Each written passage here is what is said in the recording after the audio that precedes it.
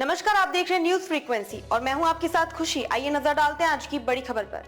Property की बिक्री पर नई पुरानी दोनों टैक्स व्यवस्था का विकल्प। वित्त मंत्री आज संसद में पेश करेंगी विधेयक। बजट 2024 में रियल एस्टेट से इंडेक्सेशन लाभ हटाए जाने की बात से निराश प्रॉपर्टी मालिकों को सरकार बड़ी राहत देने जा रही है।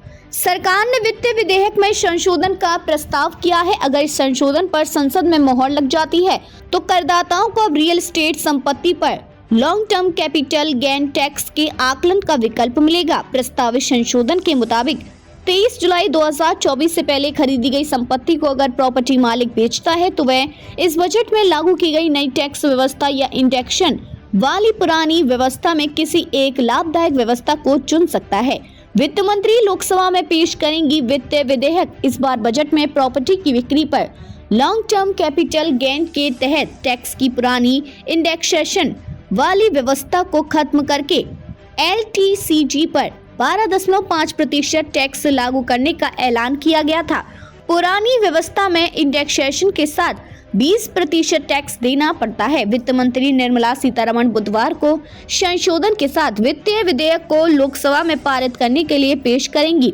बजट में वित्त मंत्री के ऐलान के बाद प्रॉपर्टी बेचने से लाभ कमाने वाले घर मालिकों को पूरी लाभ पर 12.5% तक की दर से टैक्स देना पड़ता है, न कि मुद्रास्फीति समायोजित लाभ पर। इंडेक्सेशन को लेकर ये थी समस्या।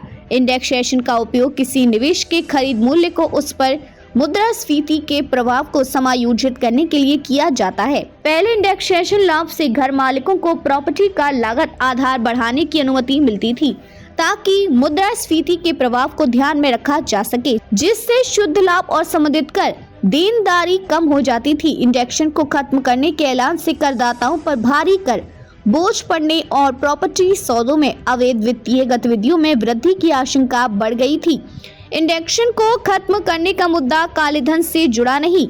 हालांकि पूर्व राजस्व सचिव संजय मल्होत्रा कह चुके हैं कि रियल एस्टेट में इंडेक्सेशन प्रणाली को समाप्त करने से प्रॉपर्टी मालिकों को कोई नुकसान नहीं है, क्योंकि इस प्रणाली के तहत 20% तक का टैक्स था जो अब 12.5% हो गया। रियल एस्टेट अमूमन 10 से 11% की दर से रिटर्न देता है। कोई पुरानी जगह हो जहां रिटर्न नहीं आ रहा हो तो अलग बात है। उन्होंने यह भी कहा कि इंडेक्सेशन को खत्म करने का मुद्दा कालेधन से जुड़ा नहीं है।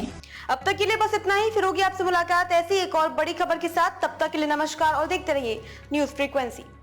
ऐसे ही लेटेस्ट अपडेट्स के लिए हमारे चैनल न्यूज फ्रीक्वेंसी को सब्सक्राइब करें और तुरंत नोटिफिकेशन पाने के लिए बेल आइकन प्रेस करना ना भूलें।